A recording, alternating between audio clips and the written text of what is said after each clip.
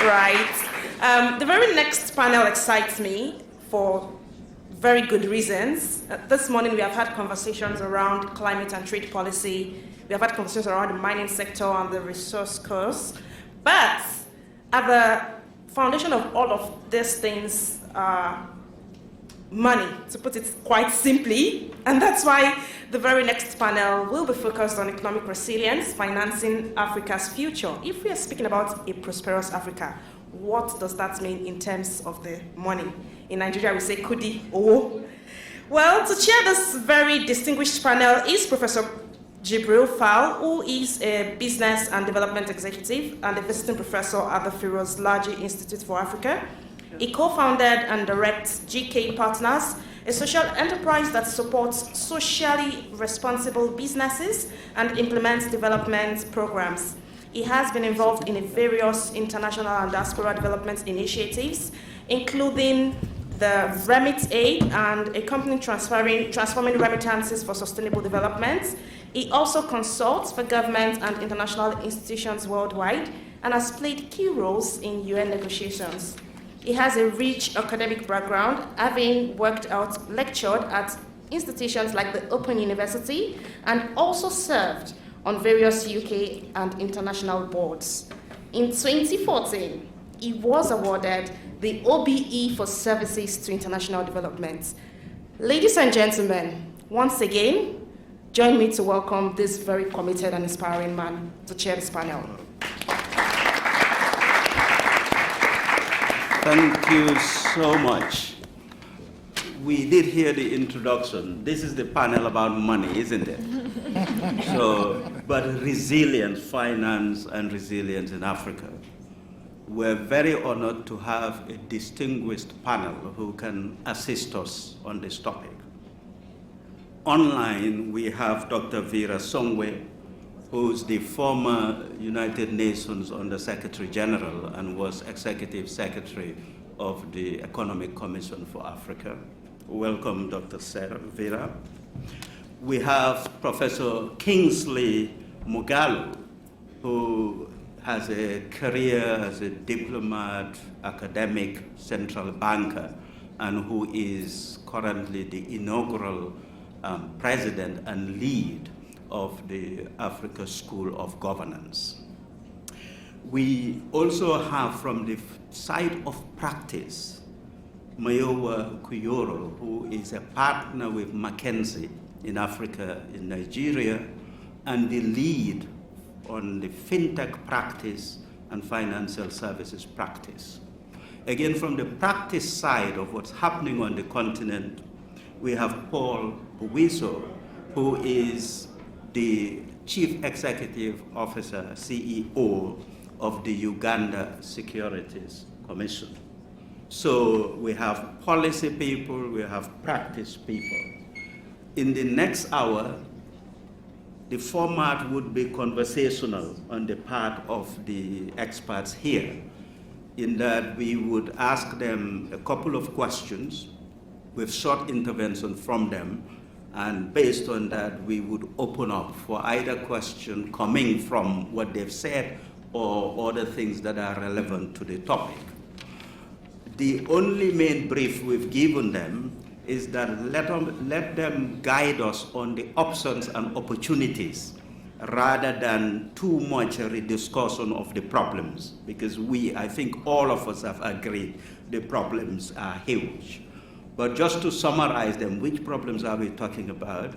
Is effectively financial unsustainability in Africa, demonstrating itself through the debt, unsustainable nature of debt, the limited capital mobilization, and almost the ineffectiveness or lack of optimal capacity of African institutions enhancing mobilization of regional, local, and diaspora resources. That roughly is the context.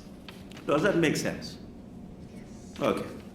So we start with Dr. Songwe. Given all of your background at the US, sitting at the UN, helping us on economic policy and practice in Africa, what is your view as to the nature of financial sovereignty and financial resilience in Africa currently, and what are the fundamental changes in your view that needs to be made to get us in a good place? Over to you, Vera.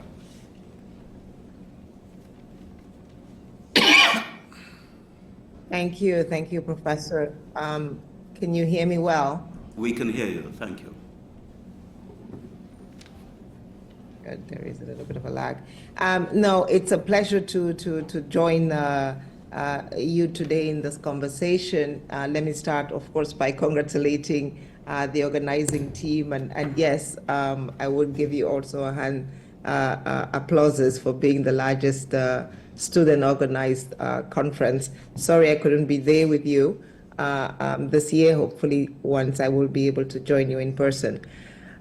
To your question, and pleasure being on the panel with my other colleagues, I think maybe you said, who has been helping. I'm not sure that I've been helping, and let me say that I've been supporting and accompanying countries.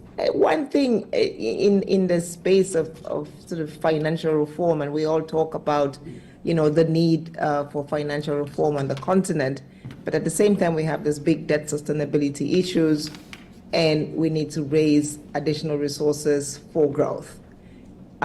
It's easy, I think, to have this discussion, and the good thing about the continent is that we have gone through a period where we were doing well. So I think the conversation around how well the continent can do is we can now put it to rest in some sense. Between 2000 and 2014, 13, before the commodity crisis, Africa was actually doing well, we were growing well. But, at the end of the day, one of the big things that we were not able to do sufficiently well, and are still struggling to do it, is revenue mobilization. To be able to grow and to be able to develop, one needs resources, and one has to start with one's own resources. Africa has made good strides. We've gone from an average in the beginning of the 2000s of about 15% revenue to GDP.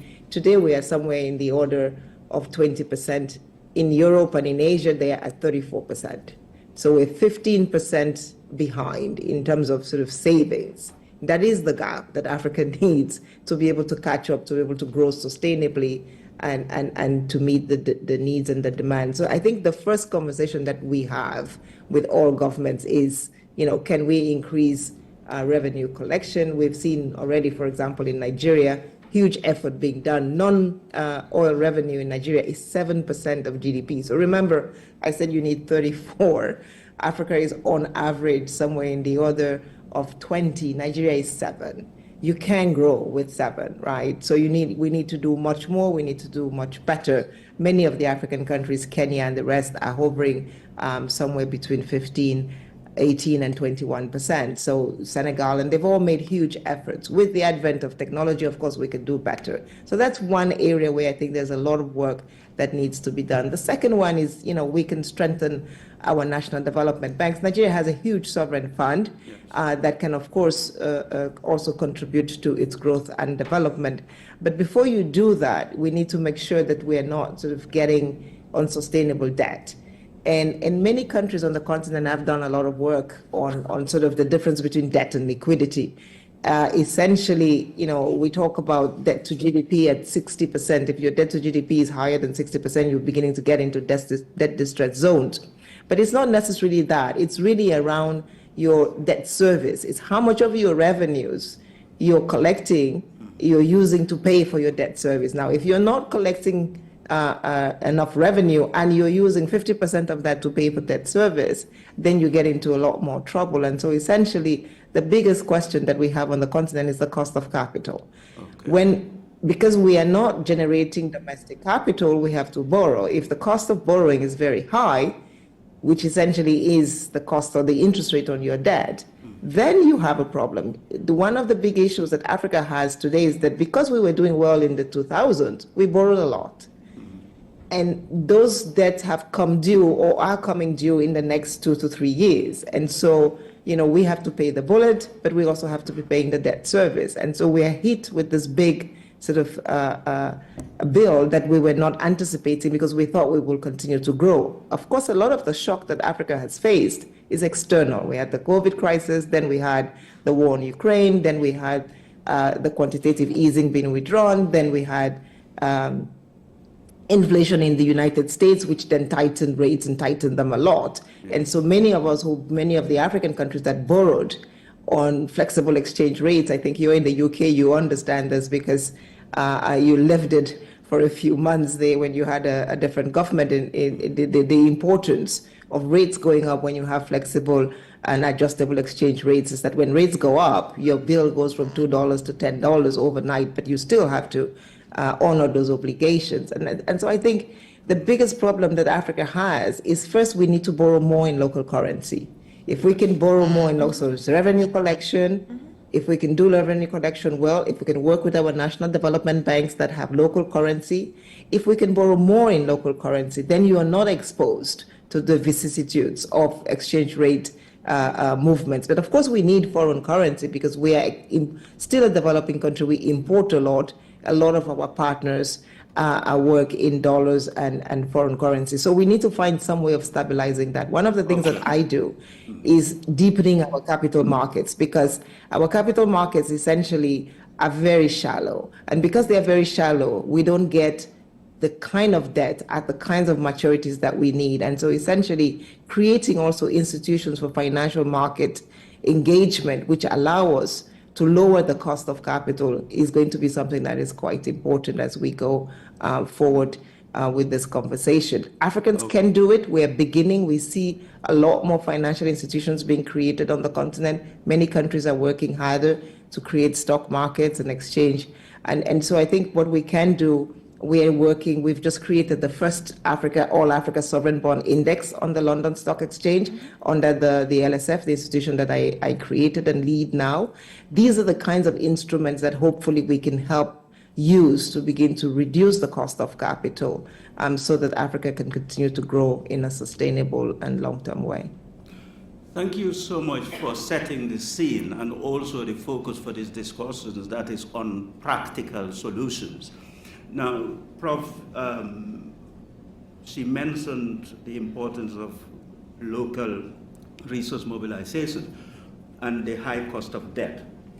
Still, those outside lenders would remain as part of the architecture. Yes. In your view, how can Africa collectively either improve its bargaining powers or its negotiation skills to get better and fairer deals with these multilaterals or other external lenders? Well, thank you. I think the first thing that we have to understand is that we must focus in our negotiation on reducing the risk premium that is attached to lending to Africa, and that is the exaggerated perception of political risk and other risks. One of the cases we have to make is that risk has no permanent address. And if you want to make that case, you don't need to look any further than what is happening in the most powerful economy in the world today. We as a continent must make this case that the risk premium is exaggerated. It's 10% for sovereign borrowing for African countries on the average, whereas it's 2 to 3% for the developed countries, which have much higher debt to GDP ratios. So it's not about the quantum of debt, it's about the cost of debt, and I think Vera alluded to that. So that's the first thing. The second thing we must do is that we must renegotiate for longer debt maturities. Our debt maturities are too short. And this is one of the reasons Africa is debt distressed increasingly. Of course, we cannot take away the responsibility of African countries for the situation in which they have found themselves. I'm not a believer in digging yourself into a hole and then complaining that people are not helping you out of the hole. This is the problem with the mindset that we come to, discussions about Africa's development with.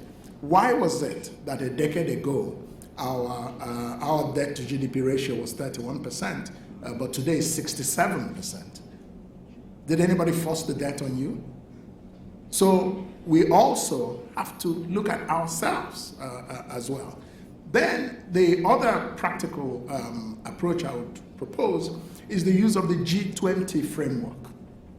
You know, in terms of the multilateral discussions and negotiations, with South Africa now anchoring the G20, it's an important opportunity that Africa must use to push its case. Then we have to look at the self-interest of creditors.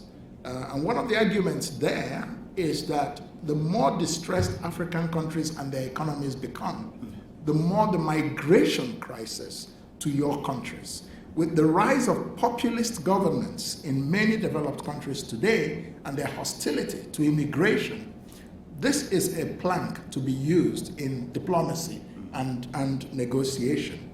And then finally, in the longer term, we must reduce private borrowing. 43% of Africa's debt is private debt. 23% is bilateral. And I think 34% is multilateral debt. So private debt is very expensive. And why is it that we have been borrowing a lot from the private markets rather than much longer term debt at lower interest rates from multilaterals? So at the end of the day, fundamentally, it comes back to agency. It comes back to Africa's responsibility for its own transformation. And I will never move away from that, even while advising on the practical things we should do. Yeah. Thank you so much. You raised the point of private debt and private flows. And Ms. Koyo, I'll come to you on that. You've got lots of experience consulting. And clearly, the Prof is not saying that private flows would disappear, but that the cost should go down. Do you notice any trends, and what are your thoughts on how to make this more resilient or more sustainable for Africa, private flows? Thank you very much. First of all, I have to say that you paid me a compliment, because people always say consultants talk and don't do. So you say the fact that you're talking about practice and practical work is a compliment. No, look, I think Dr. Vera set the scene very, very clearly when you talk about the fact that Africa doesn't have, I actually don't think we have a debt problem, we have a debt servicing problem. So we go on and on about our debt to GDP ratios, but when you look at what it means from a servicing perspective, that is where the rubber really hits the road. I think at no other point in history as well do we need to think about how do we finance our own development, right? You've all seen the news about various different countries retracting ODA and so on and so forth. This is the time for us to, and I was having a conversation with someone from one of the multilateral development agencies recently, and they said, look, this is not a new trend. This is someone just putting a name on something that everybody else has been doing. So we as Africans need to finance our own development. Absolutely. Right? I think there's no other time in history where that's important than this. I think when you look at private, and I completely agree with your point, by the way, I think countries should not be asking private capital or should not have too much dependence on private capital, because the returns expectations are very different. What you would need to build a long-term infrastructure project is very, very different, right, from what if you're financing a run-of-the-mill project. So we also have to match capital to the type of capital needs that we have on the continent. Having said all of that, I think there are a couple of things that make me very, very excited when I look at what's happening on the continent today.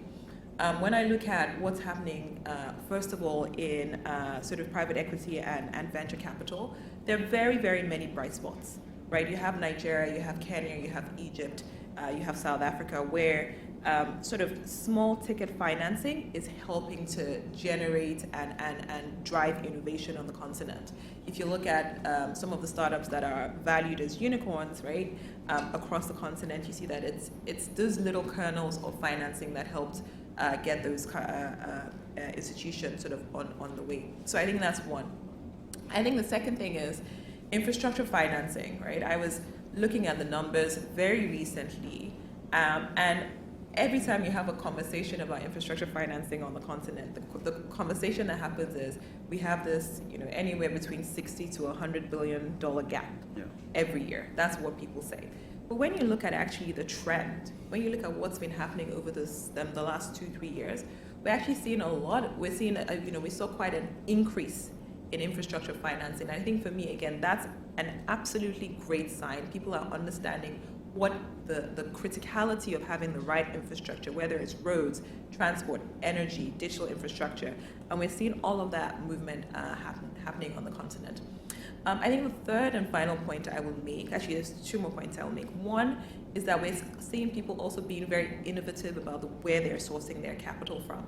So Nigeria, for example, last year announced that they're trying to raise $1 billion diaspora fund, right? Getting money and again matching monies from where you would see. And then to the point about the cost of capital and the risk, the high risk that is ascribed to financing African projects. So one of my clients is the CEO of one of the largest banks on the continent. And he says to me all the time that I do not understand why we as Africans, African corporates, African individuals, and African countries, we take all of our money, we go put it in JP Morgan, go put it in Goldman Sachs, and then we go back and ask them to borrow that same money, and then they borrow it to us at a higher rate. Right? So what are we doing as Africans to finance our own development? How are we using the capital that is on the continent, our pension funds, right? All of that. We're not financing and we're not putting our own money to use on our own continent. So there's something about that. So the thought you triggered when you talked about the risk is that now let's see what happens. What we have, I think the AU announced a couple of months ago that they're starting their own Africa Credit Rating Agency. So hopefully, with institutions such as that understand the nuances of operating on the continent, that can help sort of unlock more financing for the continent. Thank you very much. And I suppose the point about the diaspora bond, it's still self-financing. So it's the Africans who are outside of Exactly. Africa. And if any country, the only successful diaspora bond in Africa so far is the Nigeria one of 2017, which matured, and it was 300 million. Mr. Buiso, from what I'm hearing, it's as if Africa does not lack the money, but it's taking it somewhere else, or it's not doing the most of it. You run the security sort of commission. So local capital markets, in a case study, a country like Uganda, what's the thinking or what are the actions to optimize investments and capital formation using local and regional sources? Right, thank you, and it's a pleasure to be here. I think going on from the conversation is there capital in Africa? And I think the answer is yes. Is there sufficient capital? Definitely, there's a lot of capital. If you look at the pension funds across the African continent and the amount of assets under management, these are quite significant. And looking at Uganda alone, our national pension fund has over $8 billion in assets under management. If you include collective investment schemes, and I'll give an example. Just before COVID, collective investment schemes were holding just about $200 million. During the COVID period, between 2020 and 2024, these assets have grown to $1.3 billion in a space of 4 years. And this is money that is being picked from retail and small SMEs who are actually investing within these collective investment schemes. So if there's return, if there's easy access to an asset for investment, capital will actually follow these assets. Now, the challenge we face comes through asset allocation. Now, if you look at the pension funds, and I'll give an example in Uganda, you'll find that up to 80% should be in fixed income products, and that's majorly in government bonds. And we found that that is the I would say the culture across the African continent. Pension funds look at long-term investments, but they chase returns.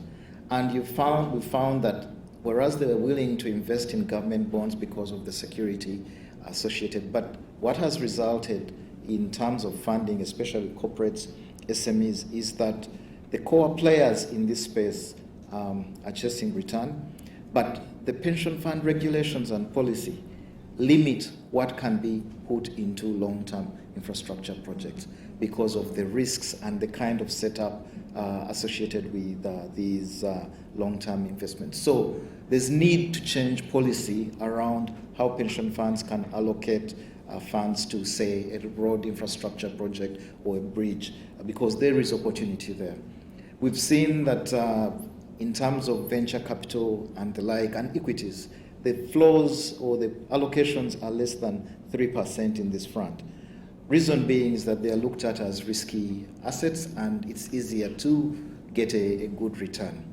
But also, the demand for governments to raise capital for their fiscal policy is quite high. And what has resulted is that you have, I would say, a club of primary dealers who are within this bond market. And what they do is that when they bid for these bonds, they're able to control the pricing. And you find that the rates of interest rates are quite high. If I looked at Uganda today, a 20-year bond is at about 16%. That's the coupon you'll earn. And that's a very good rate. What does that do? It trickles down to the impact of can banks that are actually playing a key role in the bond market lend to the microfinance institutions. So that, you find, it becomes a systemic problem in terms of policy, allocation, capital. But the capital is there. Now, if we look at the opportunities within, I think the other challenges that have been faced within the capital markets is that the projects, you find that the capital markets are not really involved in the project sourcing or project planning. We are never put on the tables to discuss, oh, there's this large infrastructure project, what can you do? You find the policymakers will go straight to the DFIDs, all these international lenders, because it's easy for them and they already have that reputation and access to that capital. Now, there's work to do on our side to ensure that the capital markets are at the forefront in these discussions. If there is a bridge, because the capital is there, how do we structure these products of financing for these particular assets through whether asset-backed securities, whether it's an infrastructure bond with certain benefits. But across the nation, it's not dire. I think there's a lot of good things that have happened. If we look at Tanzania, they've been financing for their infrastructure, the railways, using sukuk, Islamic Sharia-compliant products. And these have been successful. We've seen, I think right now, as we speak, the government of Zanzibar is issuing something similar to fund infrastructure. So the collective way of funding needs to change away from I would say, the old-fashioned way of raising capital. But if we work within structured systems within our pension funds and products that actually work for our communities, I think we are able to provide a solution. So make capital work for African solutions as opposed to getting templates. If you look at a lot of our regulations, because we have to follow international standards, are rubber pasted from if IASCO has stated that this is the guideline. When we get down, we benchmark from the big economies, and then we bring in these policies and frameworks to operate, which are not feasible for our markets. I think I'll stop there for now.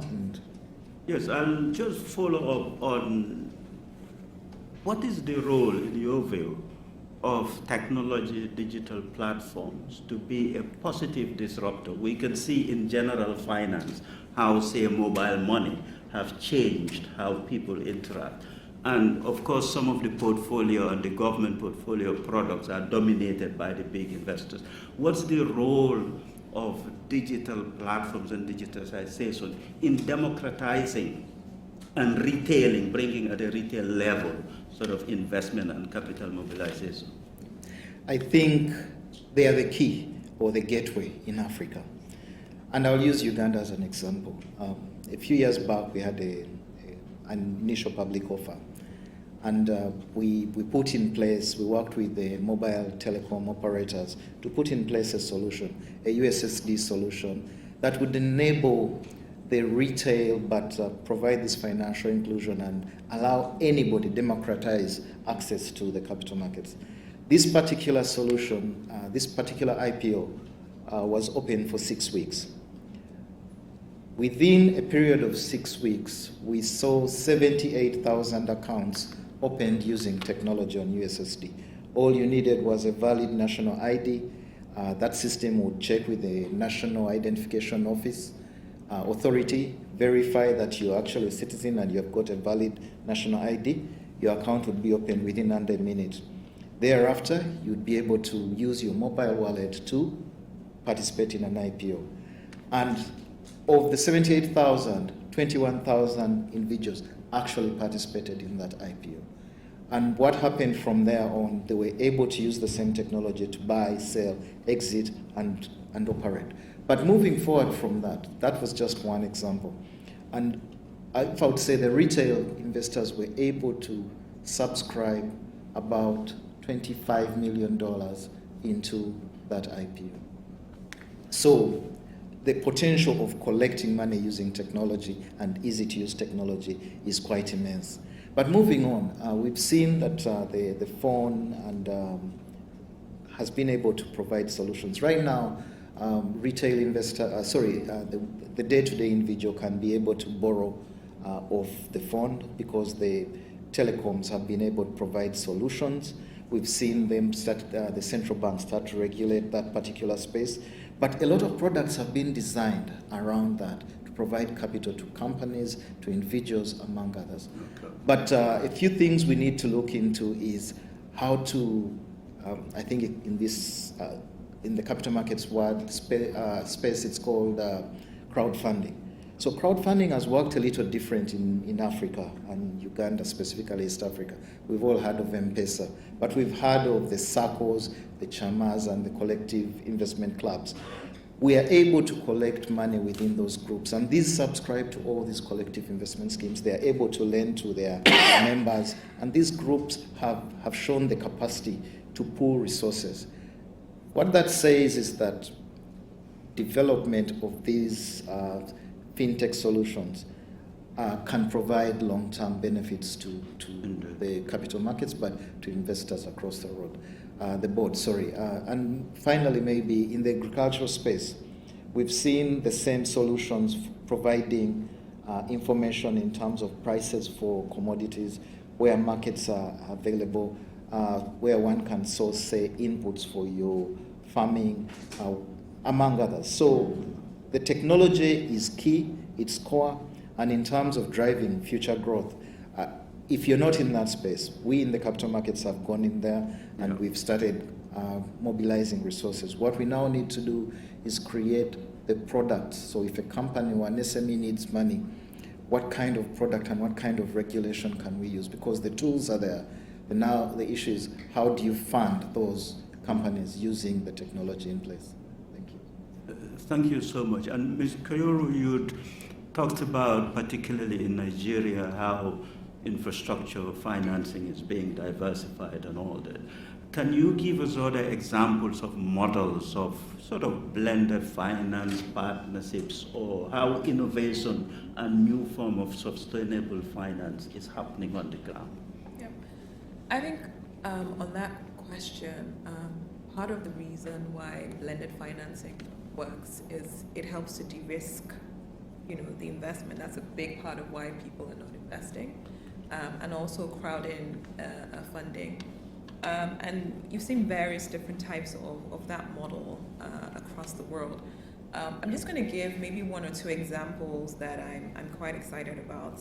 So on the sidelines of the UNGA last year, there was a signing ceremony, and I saw a DFI, a state government, private equity, and venture capital players all come together. And I was wondering, what is bringing together this cast of characters? And it's for a company that is launching the first digital economic zone in Nigeria. And so they've come, with a construct that is bringing together all the participants in a way that they can drive financing into building out that digital economy. So I think that's where you can bring the various different players, and who have different things to bring, different contributions in helping to drive the development. So that's kind of one example.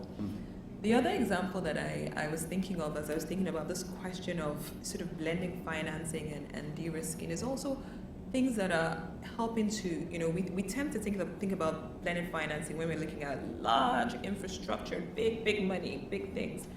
But a company in Kenya called M-Kopa, who started initially sort of doing solar financing and have now gone to device financing. Again, when I looked at the capital stack, again, it's a mix of sort of your traditional investors, but also non-traditional investors, and sometimes even philanthropic capital in there. And now they're extending financing to people, so you can get your devices and you get a daily deduction for your devices. So I think and to the point you made, I think we have to be very creative in thinking about what is the right construct, what is the right solution, who are the right people, who are the right stakeholders that we need in order to drive the development that we see. So I'll maybe stop there. And Professor Moghalu, if African governments came to you and said, prescribe for me a policy that would give me economic resilience, what are the 2 or 3 things you say, do this and do nothing else? Good luck. Well, I think I would start from where the real problem is, and that is a very significant deficit of leadership and governance on the continent.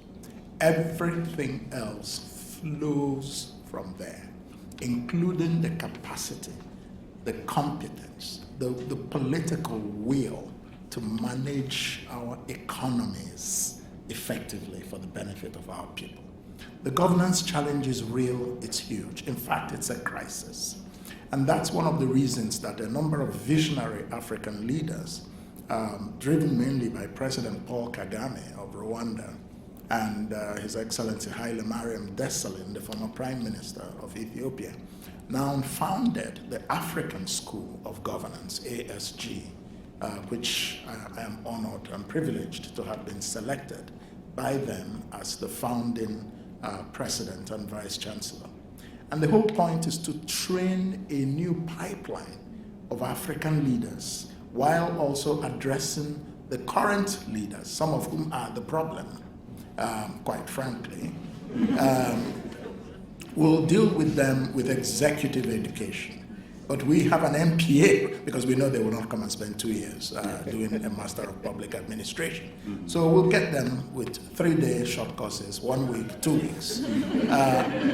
But the future leaders we are targeting with a 2-year MPA program that will inculcate not just the knowledge and the skills, but more importantly, the mindset, the worldview that drives transformation and will drive transformation in Africa. So that's the number one thing. The second thing I would say is that we need to create a social contract in our countries. There is no social contract in most African countries, and this goes to the root of the problem of financial mobilization, because the people don't trust the government, so they don't pay taxes. They don't want to pay taxes because they don't believe the government is looking out for them.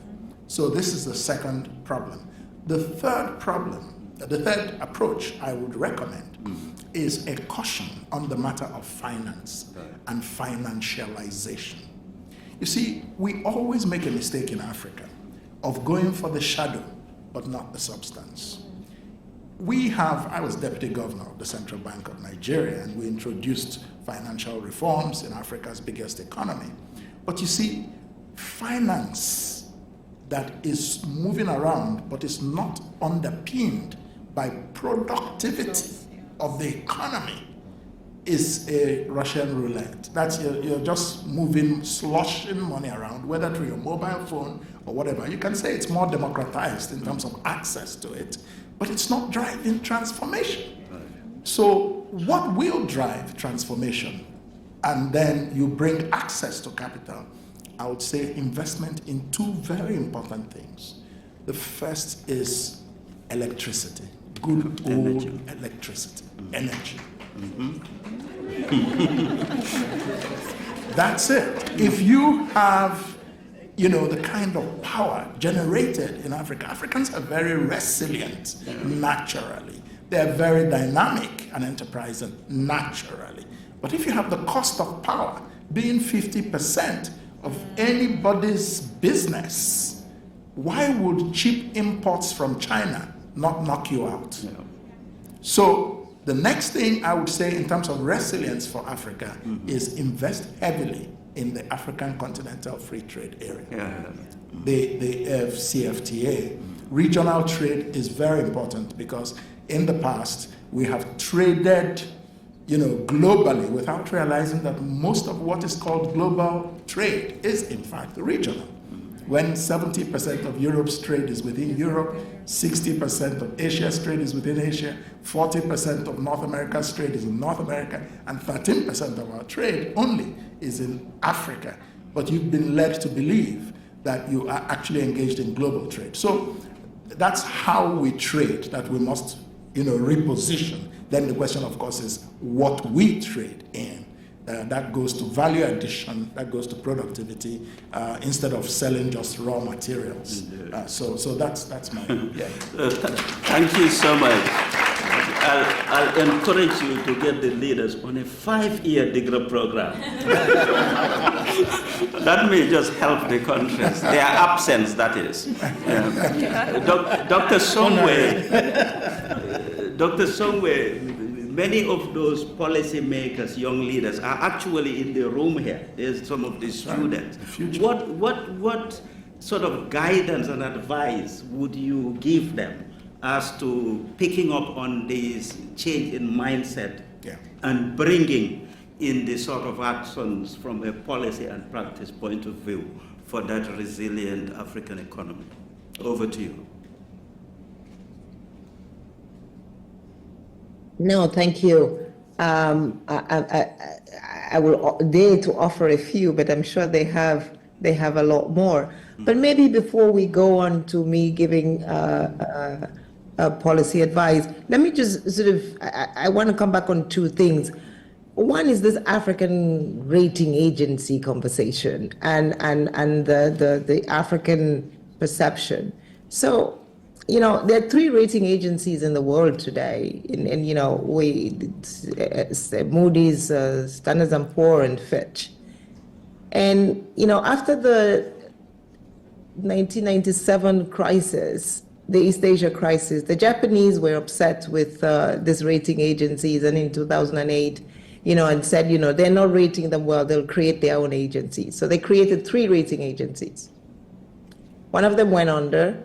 The other one ended up only doing ratings for Africa, for the Japanese economy, and the other one was bought over by Moody's, I think. The reason I tell the story is because we already have 3 or 4 private rating agencies on the continent. It's not clear to me that the job of the public sector is to create a rating agency. And so I think that in doing this, Africa continues to, and I think you said that, Professor Gibril, we put a curtain over the problem. The problem is that not that we need a new rating agency. The problem is that we need to improve our management. We need to work with the existing rating agencies. And let me give you one example. One of the rating agencies is in Ivory Coast. Ivory Coast is one of the best performers today in terms of market access. It's one of the most disciplined because that agency has been working with the Ivorian government to improve its perception, its risk perception, and then of course, 2 things that we don't do well, and so the leaders is manage our currencies. There is huge risk on the continent when you get in and whatever currency is at 1 to 5, and then in 3 days it's at 1 to 17, and then in another 4 days it's 1 to 25. Your investments totally are depleted, your assets are lost.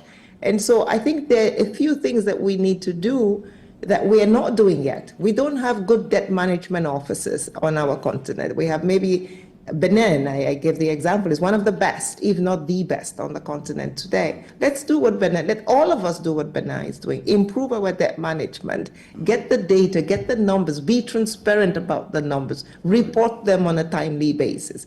This is what the credit rating agencies are asking for. Creating a rating agency that is African and not having the numbers on time, not being transparent about them is not going to help anybody.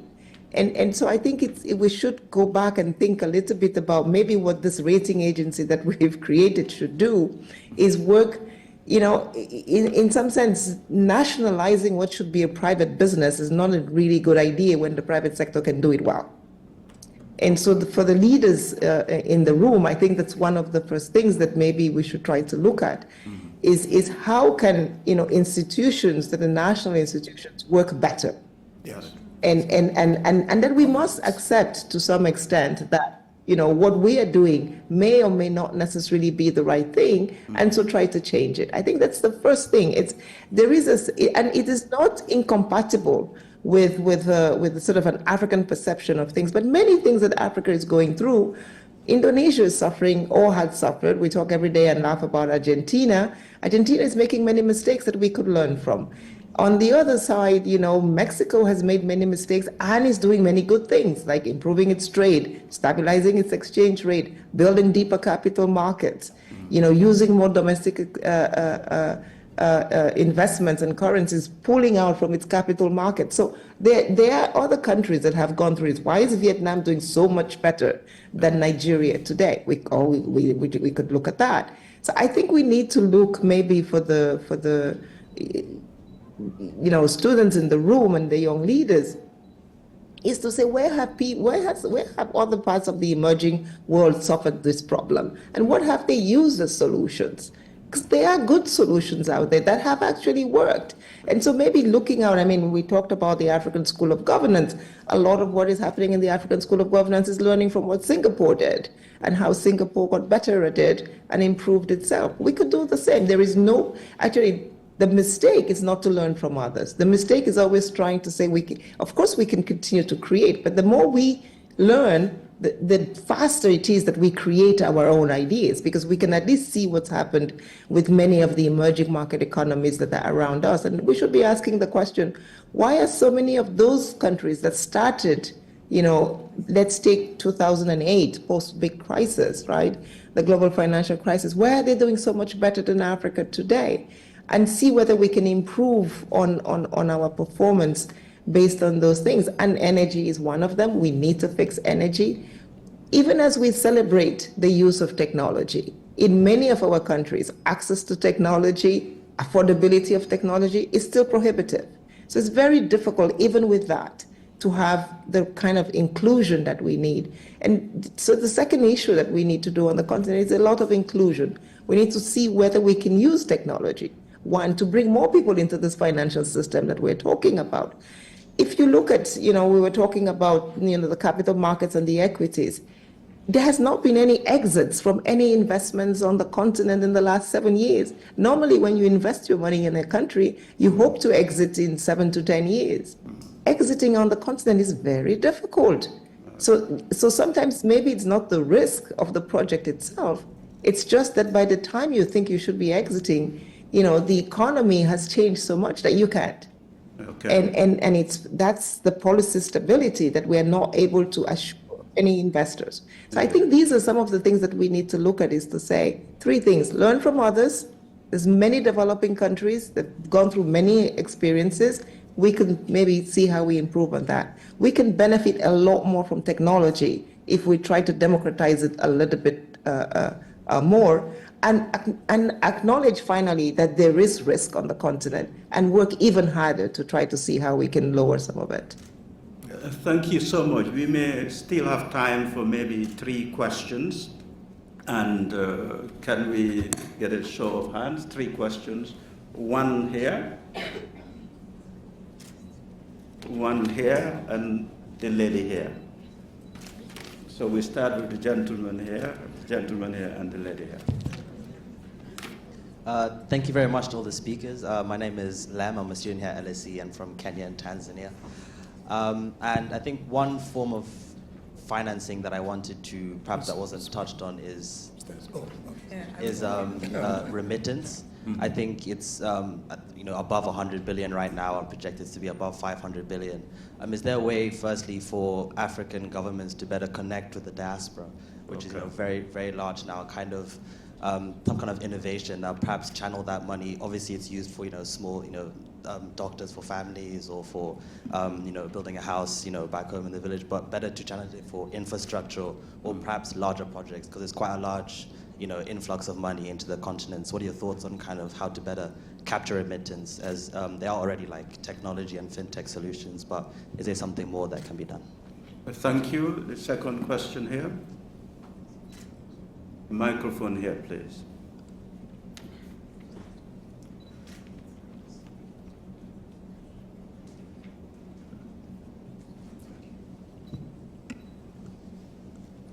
Thank you so much to all the panelists. My name is Namdi Undukeze. I co-run a company called Motherland Hub. We work with Africans outside the continent on innovation projects for some African governments, including the Nigerian government. My question is, so what I'm about to say isn't necessarily my view, but I'm curious as to what the panelists' view on this is, in terms of when we frame the conversation around African financing and whether it's collecting loans or investments from foreign countries into Africa.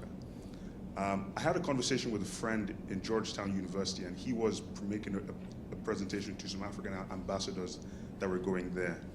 And he was telling me that, investing in Africa, with the conflict in South Sudan and in Congo, it's very risky. And I was thinking if perhaps we are, in the way we frame the conversation around investing in Africa in 54 countries, people don't get the perception that if you invest in Nigeria or Ghana, it's very, very structurally different to investing in a country in a different region. Right. And they kind of see perhaps that if we keep on saying Africa, and rather than focusing much more on some of the regional blocks like ECOWAS and what the regional differences are, we might limit the scale of funding we get. This is just a question, not necessarily my view, but I'm curious. Thank you. Yeah. And the last question, lady here. Yeah, here. Sorry. Thank you.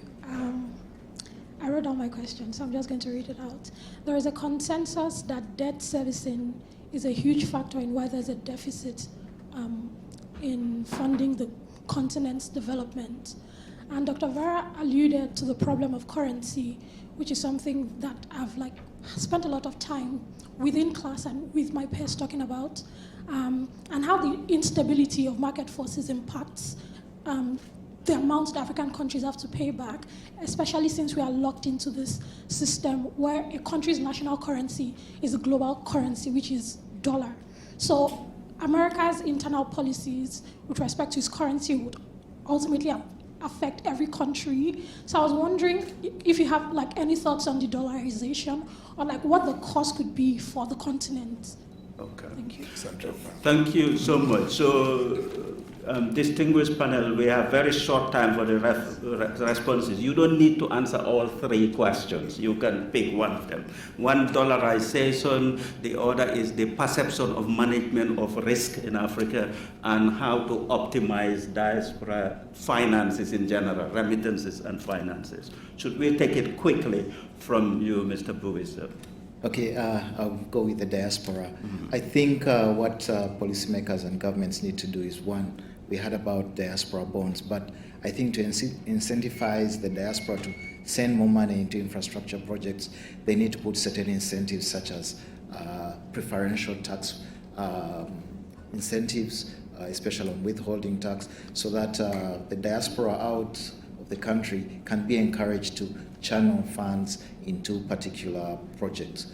But it would be back to structuring, but also direct access to the diaspora in terms of marketing, knowing who they are, identifying them. But again, the use of technology would be, I believe, the solution in this case to be able to attract financing into various projects within the economy. Thank you. Okay. I'll take the one on the conversation on Africa. You're exactly right? I remember one of my favorite blogs when I was in school was Africa is not a country, right? And so even amongst ourselves, as we talk about the continent, I think there is the education we need to do to ensure that people understand that it's 54 countries, 54 very different countries.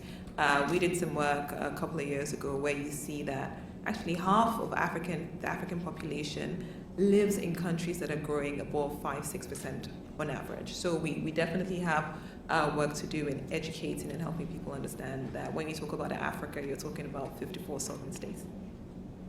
Prof? I'll go with the dollar. Right.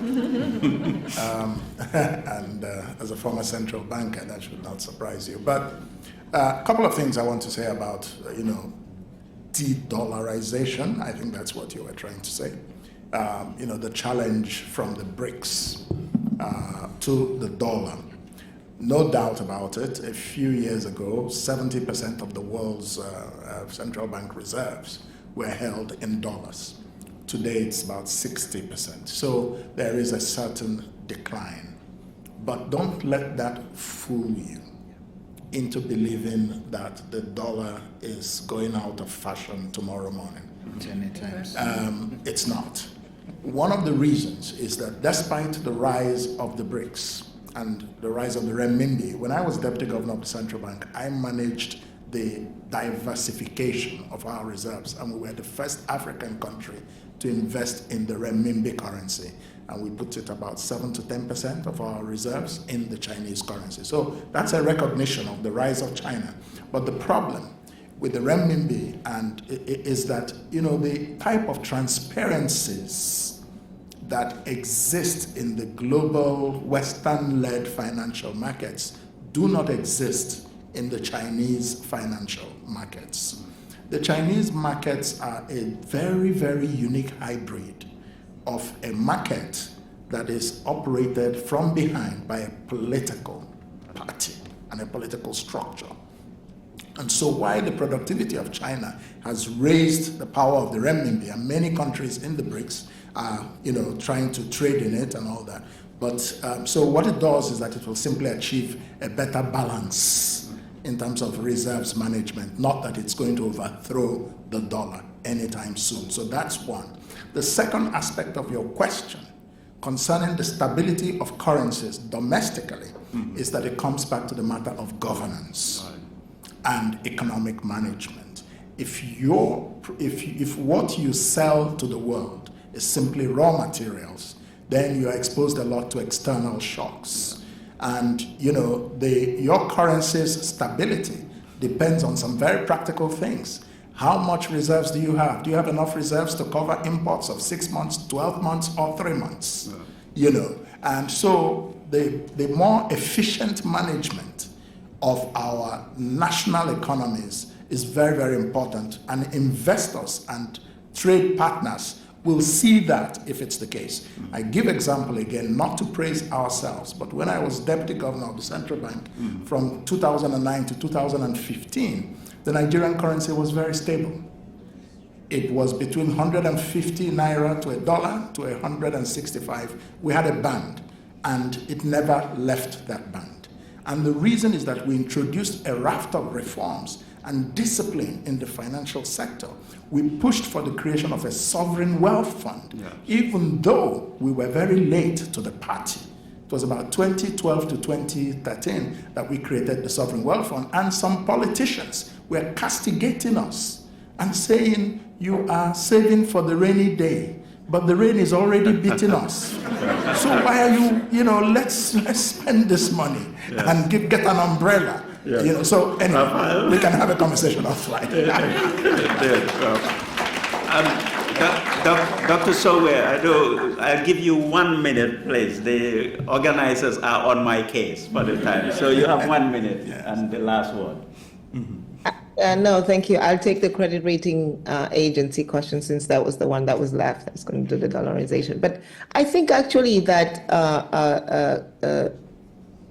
credit rating agencies are discerning of African countries' performance. If you look at it, Botswana is our best performer somewhere almost, close to, I think it's a triple B. And then you have Morocco, that is a double B. And then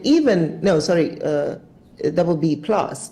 But even in the double B category, where we have about 9 countries, when they go to markets, you have Benin getting 600 basis points, and all the way at the top, Nigeria getting 900 basis points. So there's a 300 basis points difference because there is still some discernment. Even when the credit rating agencies say you're rated the same, the investors are discerning those countries depending on that. So I think there is some differentiation that is happening. And then, of course, you have Mozambique and Gabon that are triple C right now and getting into junk status. So I think the markets over time have begun to understand the differentiation and the good performance of the different African countries. And another thing that we could do is just look at what the good ones are doing, or at least those that not only the rating agencies are rating well, but that the investors are picking. Because I think there is now increasingly a slight difference between what rating agencies are doing and what investors are commanding in terms of yields. And there is, I think, the message even about whether rating agencies are fair or not on the continent. Okay, thank you so much. I'm from the small country of the Gambia. We are not rated. Please, you're with the World Bank, and so essentially you have to go on your CPIA credential. Yes, and please, we thank our illustrious panel for their input, and we hand back to you.